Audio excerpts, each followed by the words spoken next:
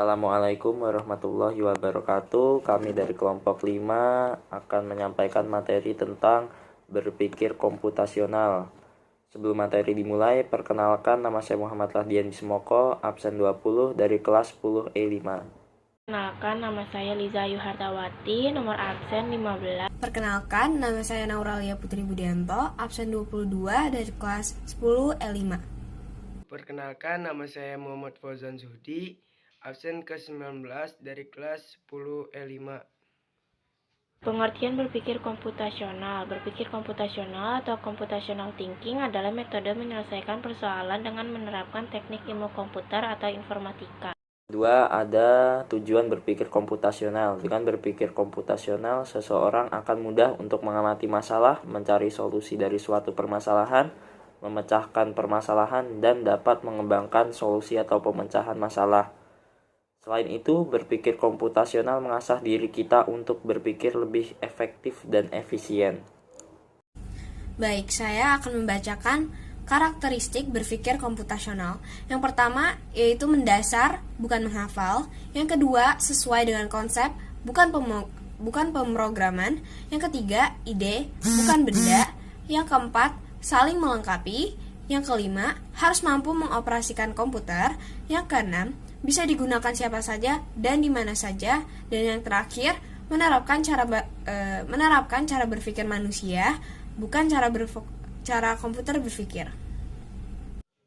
Manfaat berpikir komputasional. Computational thinking melatih siswa untuk berpikir kritis, logis, sistematis, dan struktur. Layaknya para software engineer menganalisis kebutuhan serta mencernakan pengembangan software. Meningkatkan kemampuan problem solving dalam kehidupan sehari-hari hingga masalah kompleks. Mendorong siswa untuk meningkatkan kompetensi dan prestasi akademik. Mengingati computational thinking bisa disandingkan dalam berbagai pembelajaran, membuat kegiatan pembelajaran lebih kreatif dan bermakna. Pengertian 4 fondasi berpikir komputasional. 1. Abstraksi, yaitu menyarikan bagian penting dari suatu permasalahan dan mengabaikan yang tidak penting sehingga memudahkan fokus kepada solusi. 2. Ada algoritma. Algoritma menurut fondasi berpikir komputasional adalah menuliskan otomasi solusi melalui berpikir algoritmik atau langkah-langkah yang terurut untuk mencapai suatu tujuan atau solusi. Yang ketiga, ada dekomposisi. Dekomposisi dan formulasi persoalan sedemikian rupa sehingga dapat diselesaikan dengan cepat dan efisien serta optimal. Persoalan yang sulit apabila besar akan menjadi mudah jika diselesaikan sebagian-sebagian secara sistematis.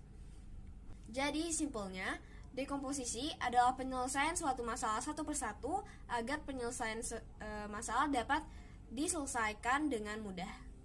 Itu keempat, pola dilakukan sebagai generalisasi terhadap pola persoalan serta transfer proses penyelesaian persoalan ke persoalan lain yang sejenis sehingga pola dari persoalan diketahui. Contoh 4 fondasi berpikir komputasional dalam kehidupan sehari-hari. 1. Abstraksi, contohnya adalah mengajak anak berbelanja, menceritakan hari yang sudah dilalui, dan membuat rangkuman mata pelajaran.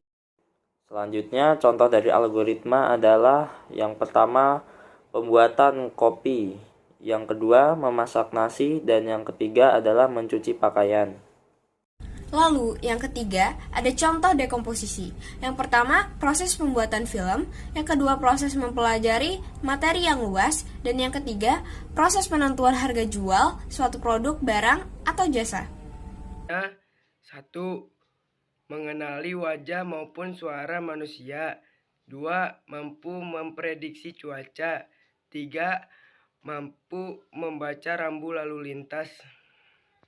Sekian dari kami, kurang lebihnya mohon maaf. Wassalamualaikum warahmatullahi wabarakatuh.